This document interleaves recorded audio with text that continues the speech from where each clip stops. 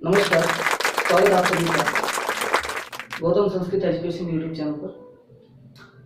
अब तक हम अपने पिछले वीडियो में कृत प्रत्यय के बारे में चर्चा कर चुके हैं। आज प्रत्यय प्रकरण के अंतर्गत हम शुरुआत करने जा रहे हैं तद्धित प्रत्ययों की। तो सर्वप्रथम तो ये जानेंगे कि तद्धित प्रत्यय होता क्या है। देखिए, कृत प्रत्यय वह होते हैं जो धातुओं के पीछे लगते हैं। तद्धित प्रत्यय का अर्थ होता है कि वे प्रत्यय जो संज्ञा, सर्वनाम, विशेषण आदि शब्दों के पीछे जुड़ते हैं उन्हें तद्धित प्रत्यय कहा जाता है। और जिन शब्दों के पीछे तद्धित प्रत्यय लगा हुआ होता है उन्हें तद्धितांत कहा जाता है। तो तद्धित प्रत्यय के अंतर्गत सर्वप्रथम आज हम चर्चा करेंगे तरप एवं तमक प्रत्यय की। ये दोनों प्रत्यय एक जैसे ही हैं,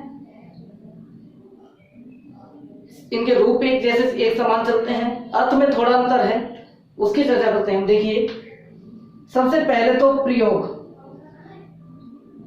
अर्थ की बात करें, जहां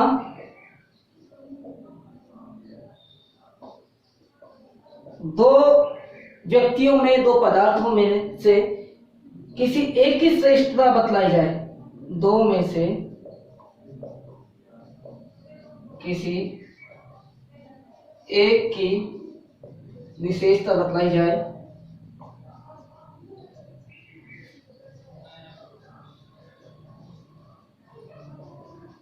वहां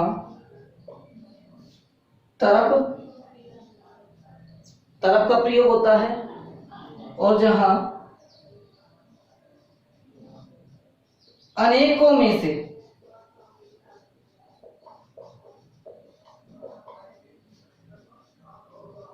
एक की श्रेष्ठता या विशेषता बतलाई जाए,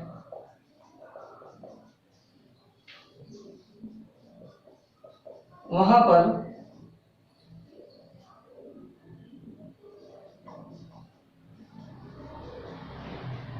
तम प्रत्यय का प्रयोग होता है। ये इन दोनों का अर्थ है, यही इनका अंतर है।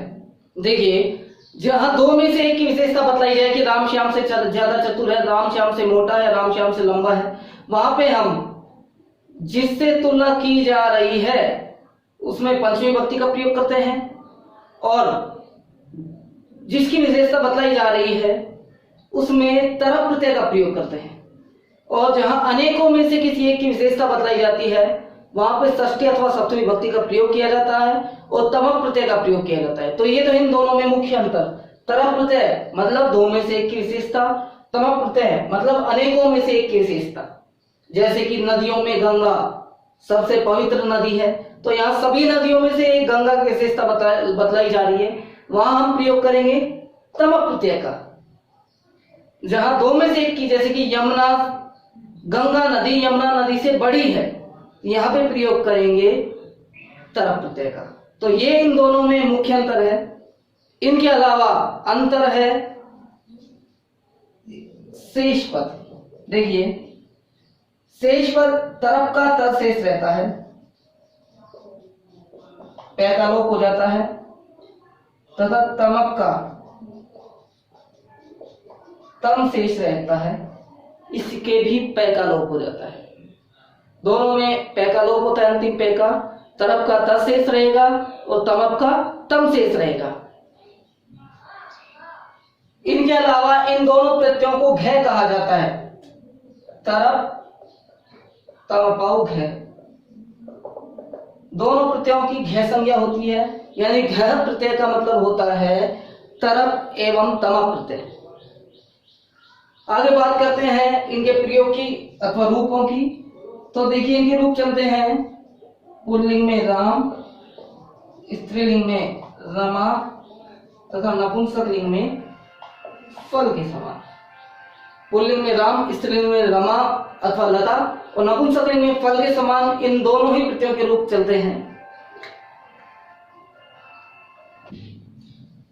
एक और विशेष बात ये ध्यान रखना, तरप और तमक प्रत्यय के समान ही ईयसन और ईष्ठन प्रत्यय का प्रयोग होता है। जहां दो से तुलना हो वहां ईयसन प्रत्यय का प्रयोग, जहां बहुतों में से तुलना हो वहां पर ईष्ठन प्रत्यय का प्रयोग होता है, यानी कि तरप के स्थान पर एसन और तमप के स्थान पर ईष्ठन प्रत्यय का भी प्रयोग किया जाता है। अब चर्चा करते हैं इनके एग्जाम्पल या उदाहरणों की बात करते हैं हम।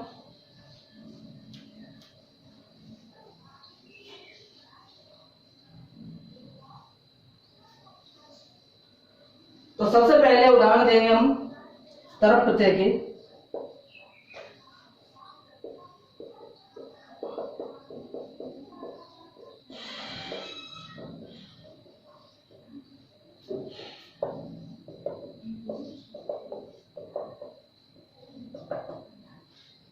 शब्द प्लस तरप प्रत्यय, ये तद्धित प्रत्यय है तो शब्दों के पीछे लगते हैं, धातुओं के पीछे नहीं लगते।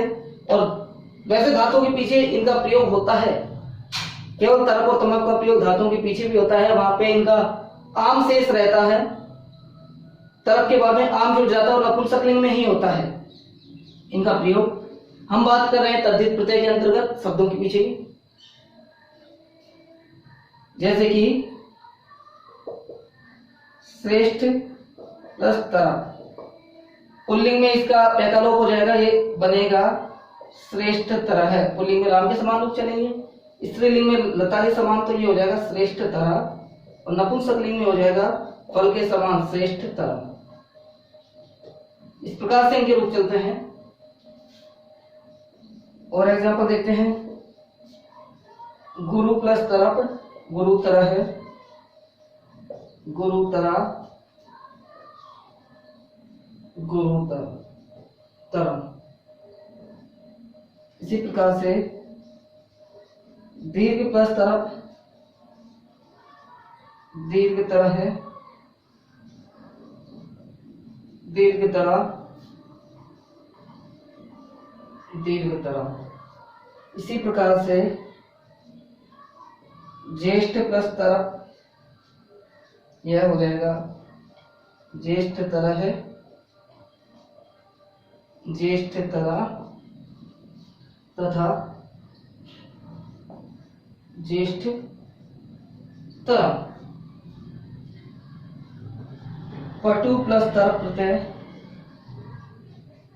पटु तरह है, पटु तरह तथा पटु तरंग। इसी प्रकार से लघु प्लस तरप प्रत्यय, लघु तरह है, लघु तरह, लघु तरह। तो ये बात हम ध्यान रखेंगे। रूप इनके पुल्लिंग में राम के समान चलते हैं, जैसे कि श्रेष्ठ तरह है, श्रेष्ठ तरव, श्रेष्ठ तरह, श्रेष्ठ तरम, श्रेष्ठ तरव, श्रेष्ठ तरान। इस प्रकार से राम के समान रूप चलेंगे। स्त्रीलिंग में नदी, ये लता के समान रूप चलेंगे। श्रेष्ठ तरह, श्रेष्ठ तरे, श्रेष्ठ तरह, श्रेष्ठ तराम, श्रेष्ठ तरे, श्रेष्ठ तरह। नपुंसकलिंग में फल के समान रूप चलेंगे। श्रेष्ठ तरम, श्रेष्ठ तरे, श्रेष्ठ तरानी। इस प्रकार से रूप चलेंगे। तो इन बातों का हम विशेष ध्यान रखेंगे। अब आगे तमप प्रत्यय की बात करते हैं हम। तमप प्रत्यय के लिए एग्जाम्पल देखते हैं कुछ, इन्हीं शब्दों के पीछे देखते हैं, शब्द नहीं बदलते।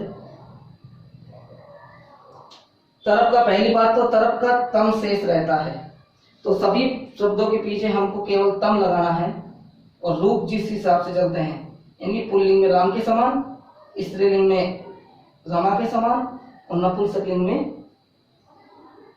फल के समान, वही रूप शेष लिखना है इसका।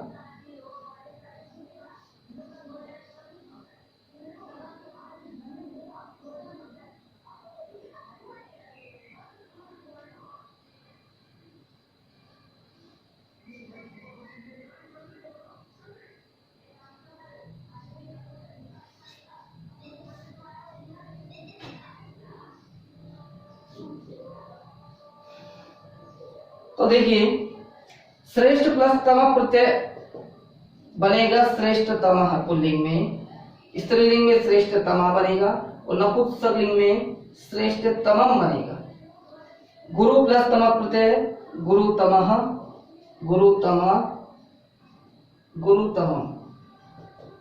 दीर्घ प्लस तम दीर्घ तम है, दीर्घ तमा और दीर्घ तमम। ज्येष्ठ प्लस तम प्रत्यय ज्येष्ठ तमः, ज्येष्ठ तमः, ज्येष्ठ तमः। इसी प्रकार से पटु प्लस तम प्रत्यय पटु तमः, पटु तमः, पटु तमः। लघु प्लस तम प्रत्यय लघु तमः, लघु तमः, लघु तमः। तो इसमें तम शेष रहता है, उसमें तर शेष रहता है। ये अनेकों में से एक की तुलना बताने के लिए, वो तरफ प्रत्यय दो में से एक की तुलना बताने के लिए, इस बात का ध्यान रखेंगे। अब बात करते हैं हम अगले प्रत्यय की, मतु प्रत्यय की। बात करते हैं हम अब मतु प्रत्यय की। बहुत ही महत्वपूर्ण है ये भी तद्धित प्रत्यय में।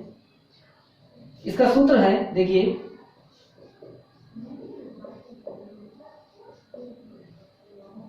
तदस्यस्ति अस्मिन्निति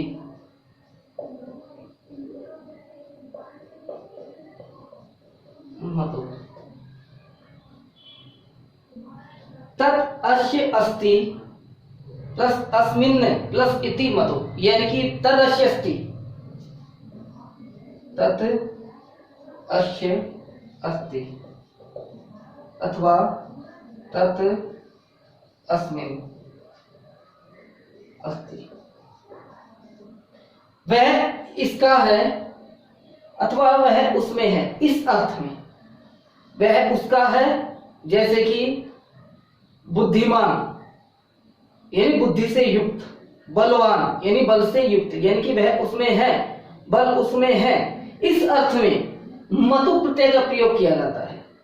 अब बात करते हैं मतु के शेष की। देखिए, ये विशेषण की तरह प्रयोग होता है ये प्रत्यय। शेष पद इसमें मतु का मत शेष रहता है, उ तथा पे का लोप हो जाता है, इसका मत शेष रहता है, केवल मत। लेकिन कुछ शब्दों के पीछे ये मत वत में बदल जाता है, कुछ शब्दों के पीछे वत में बदल जाता है। बताएंगे उसकी भी पहचान क्या है, किन शब्दों के पीछे बदलता है। विभक्ति आदि कार्य करने पर ये वत के स्थान पर वान पुल्लिंग में, वती स्त्रीलिंग में और वत नपुंसकलिंग में हो जाता है। यहाँ पे मान पुल्लिंग में, मति स्त्रीलिंग में और मत नपुंसकलिंग में हो जाता है। ये होता है विभक्ति आदि कार्य करने पर। जब इनके रूप चलते हैं तो पुल्लिंग में मतु प्रत्यय का मान अथवा वान, मति स्त्रीलिंग में अथवा वती, नपुंसकलिंग में मत अथवा वत शेष रहता है। ये इनकी पहचान है। आगे इनके रूप की बात करें हम तो रूप पुल्लिंग में चलते हैं भवत के समान, स्त्रीलिंग में रूप चलते हैं नदी के समान तथा नपुंसकलिंग में इसके रूप चलेंगे जगत के समान। भवत के समान चलेंगे तो भगवान शेष रहेगा, इसके बाण का मान हो जाएगा। स्त्रीलिंग में नदी के तरह रूप चलेंगे भगवती, बुद्धिमती, गुणवती, इस प्रकार से। नपुंसकलिंग में जगत के रूप चलेंगे गुणवत, इस प्रकार से। अब बात करते हैं कि यह है प्रत्यय। अर्थ हो गया इसका, वह उसमें है या वह उसका है। वाला अथवा युक्त अर्थ में इसका प्रयोग होता है, जैसे कि बुद्धिमान का मतलब हो गया बुद्धि वाला अथवा बुद्धि से युक्त। गुणवान का मतलब गुण से युक्त अथवा गुण वाला, इस अर्थ में इसका प्रयोग किया जाता है। अब बात करते हैं कि किन किन शब्दों के पीछे इसका मत का वत हो जाता है, उसकी चर्चा करेंगे। तो देखिए,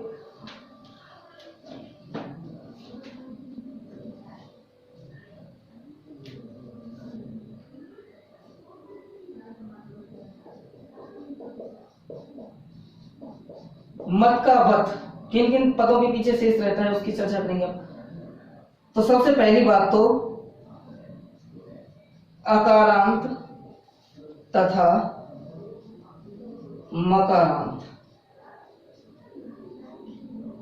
जिन पदों के अंत में अकार आता है यानी कि अवर्ण आता है एवं जिन पदों के अंत में मैं वर्ण आता है, मकारांत जो पद होते हैं, उनके अंत में इसके मत का वत हो जाता है, प्रथम बात। दूसरी बात, अकारोपधा तथा मकारोपधा। जिन पदों के आरंभ में अकार होता है अथवा जिन पदों के आरंभ में मकार होता है, उन पदों के अंत में भी इसका वत जुड़ता है, मत नहीं जुड़ेगा। तीसरी बात, झय झय प्रत्याहार यानी कि वर्गों के 1 2 3 4, ये पद जिनके अंत में हो, वर्गों के का पहला दूसरा तीसरा चौथा, ये पद जिनके अंत में हो, उन शब्दों के पीछे भी इसका वत जुड़ता है। तो ये तो हुई एक बात ध्यान रखना, यवादी गण की जो धातुएं हैं उनमें ये नियम काम नहीं करेंगे, वहां पे अकारांत और मकारांत के पीछे भी मत ही जुड़ेगा, वत नहीं जुड़ेगा। बाकी पदों के पीछे इसका वत हो जाता है। किन किन पदों के पीछे? अकारांत एवं मकारांत, अकारोपधा एवं मकारोपधा। इसके अलावा पदों के पहले दूसरे तीसरे चतुर्थ 4 वर्ण जिनके अंत में हो, उन पदों के पीछे इसका वत हो जाता है। अब बात करते हैं इसके कुछ उदाहरणों की।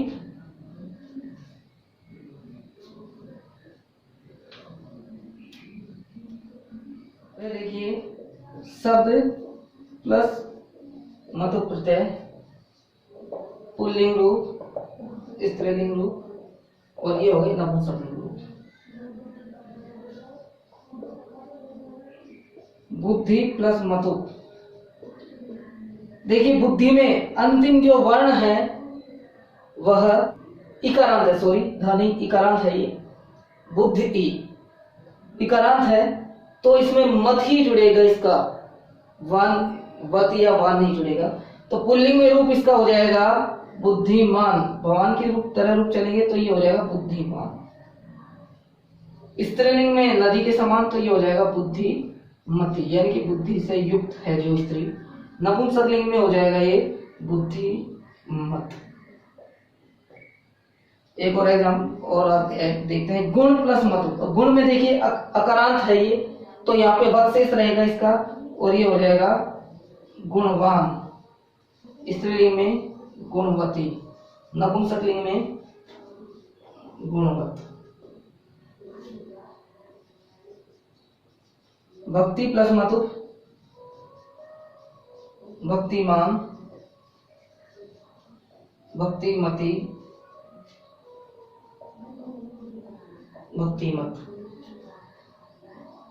श्री प्लस मतुक, यह हो जाएगा श्रीमान, श्रीमती तथा श्रीमत। इसी प्रकार से शक्ति प्लस मतुक, यह हो जाएगा शक्तिमान, शक्तिमती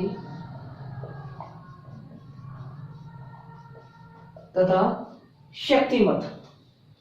तो इस प्रकार से आप ध्यान देंगे कि जो पद इकारांत अकारांतों के पीछे इनका वान या वत शेष रहता है, बाकी में मत ही शेष रहेगा इसका। और एक दो एग्जांपल देखते हैं, अकारांत वाले वत वाले एग्जांपल देखते हैं अकारांत के।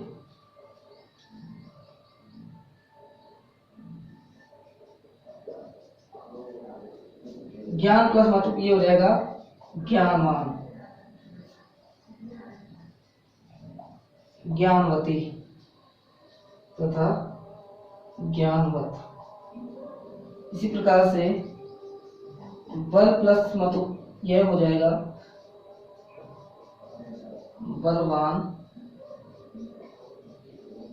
बलवती तथा बलवत। तो इनका ध्यान रखेंगे हम, कब कब इनका मत या वत होता है, वाला अथवा युक्त तत्व में इस प्रत्यय का प्रयोग होता है, अंतिम से मत बचता है। रूप इसके चलेंगे पुल्लिंग में भगवान के समय समान, स्त्रीलिंग में नदी के समान और नपुंसकलिंग में जगत के समान। कक्षा 10 में विशेष रूप से उपयोगी है ये प्रत्यय, आता है तद्धित प्रत्यय के अंतर्गत इसमें। अब आगे चर्चा करते हैं हम इन्हीं और ठन प्रत्यय की।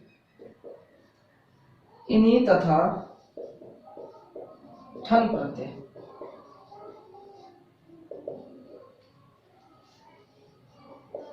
अर्थ इन्हीं ढलाऊ। सबसे पहले इसका अर्थ समझेंगे। देखिए, इसका अर्थ वही है जो मतुक का है, वाला अथवा युक्त अर्थ में, वाला अथवा युक्त अर्थ में इन्हीं का इन एवं ठन का ठे शेष रहता है। इस अर्थ में इन्हीं का इन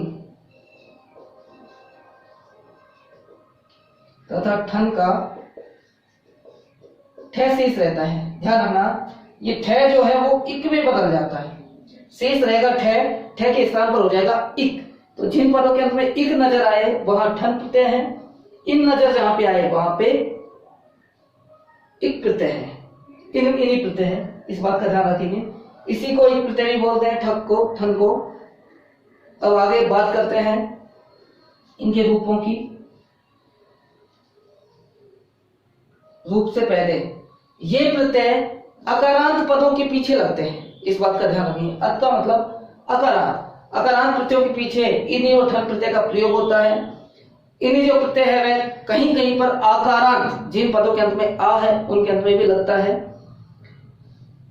इनके रूप चलेंगे पुल्लिंग में करिन, स्त्रीलिंग में ई लगा करके नदी के समान, तथा नपुंसक लिंग में मनोहारित के समान रूप चलते हैं। इसके अर्थ वही है जो मधुप का था, वाला अथवा युक्त अर्थ में इसके रूप चलते हैं। अब इनके कुछ एग्जाम्पल देख लेते हैं इन्हीं और ठन प्रत्यय के। पहले इन्हीं प्रत्यय के लिख रहा हूं मैं और बाद में हम लिखेंगे ठन प्रत्यय के। देखिए ये कुछ रूप है, इन्हीं प्रत्यांत रूप है। इन प्रत्यय जिनके अंत में है वह सदरूप के उदाहरण हैं। देखिए धन में इन्हीं प्रत्यय जोड़ेंगे तो नपुंसक लिंग में रूप इसका या इन्हीं प्रत्यांत रूप बनेगा धन। इन शेष रहता है इसका, लेकिन पुल्लिंग में ये रूप करिन की तरह चलता है। करिन प्रथमा एकवचन करी होता है तो ये हो जाएगा धनी रूप। स्त्रीलिंग में भी ई लगा करके नदी की तरह चलते हैं तो एक वचन में धनी होगा और द्विवचन में धन्यव हो जाएगा ये, और बहुवचन में धनी हो जाएगा। इस प्रकार से नदी के समान रूप चलेंगे स्त्रीलिंग में। इसी प्रकार से क्रोध प्लसिनी, क्रोधिन हो जाएगा एक वचन में, ये प्रत्यांत या नपुंसक लिंग में। पुल्लिंग में क्रोधी हो जाएगा।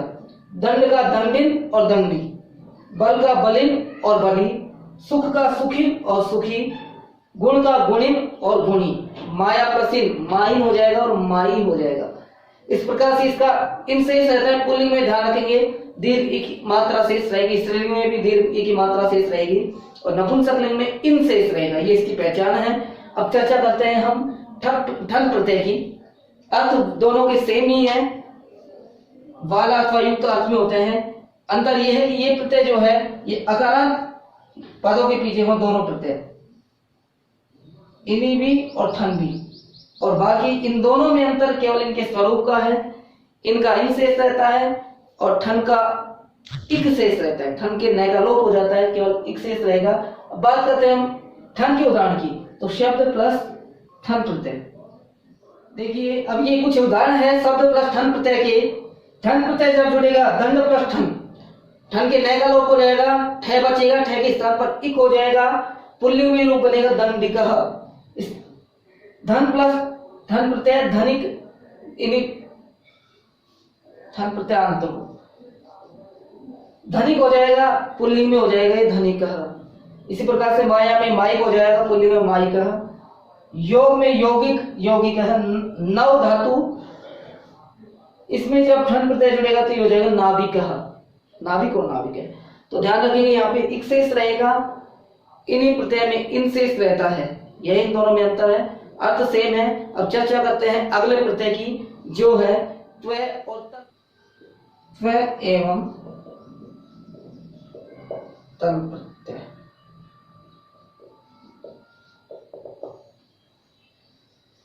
सूत्र इसका तस्य भावस्त्व तलो।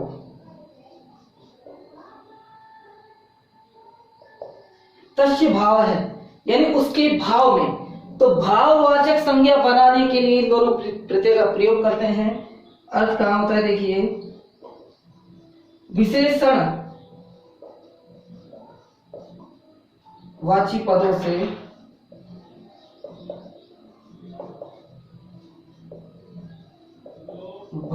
वाचक संज्ञा बनाने के लिए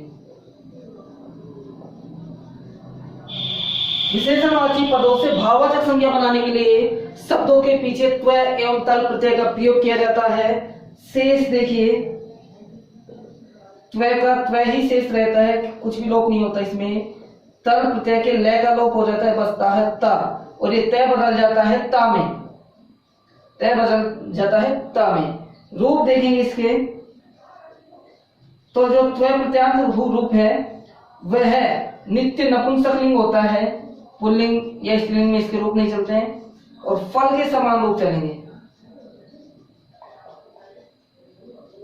जो तल प्रत्यांत रूप होता है इसका अंत में ता शेष बचता है, नित्य स्त्रीलिंग रूप होते हैं, इसके भी पुल्लिंग एवं नपुंसकलिंग रूप नहीं चलते, और ये लता के समान रूप चलेंगे।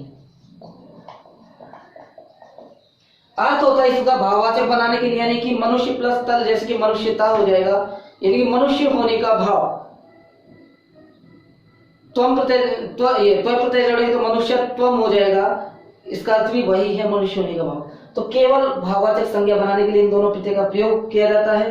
पहचान इनकी आसान है, जिन पदों के अंत में ता जुड़ रहा है, ता शेष है, उसमें तल प्रत्यय, और जिनके अंत में त्वम शेष है उसमें त्व प्रत्यय। अब इसके कुछ एग्जाम्पल देखते हैं।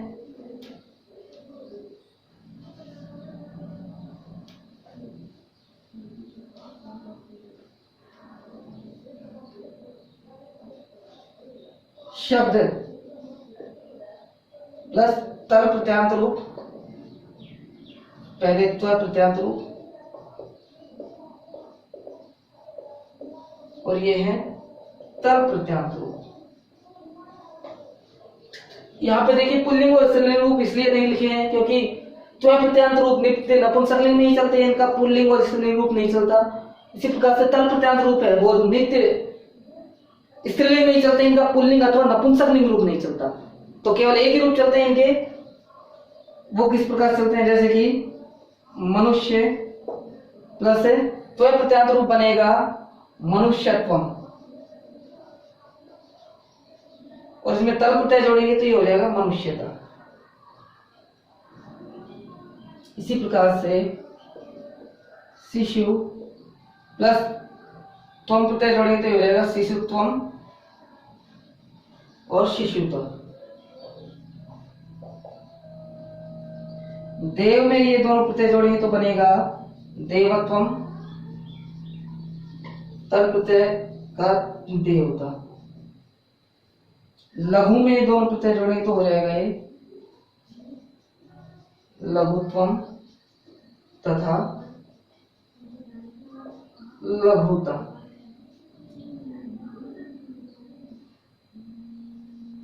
दीर्घ में जोड़ेंगे तो हो जाएगा ये दीर्घत्वम अथवा